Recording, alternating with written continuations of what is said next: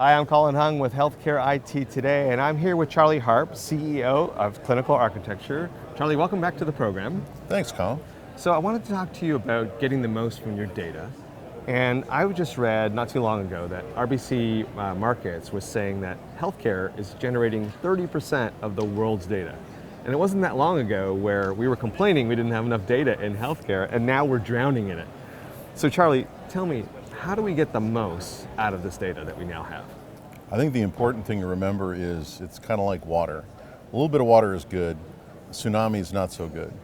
And it's also important to remember that data is not the same thing as information. Healthcare is a system that is built on transactions, and the data we're collecting are all transactions. We need to find a way to refine that data and turn it into useful information and discard the stuff that we don't need. It's like trying to figure out whether somebody is a good cook by reading their grocery store receipts. You don't want to do that. That's a pretty good analogy. I got to use both of those. I like that grocery store one. That's awesome. So Charlie, give me a first step. What can someone do if they really want to get the most out of the data that they've got inside their data warehouses and their systems? I think part of the problem we have in healthcare today is we just assume that everything's good. It's like being a hoarder.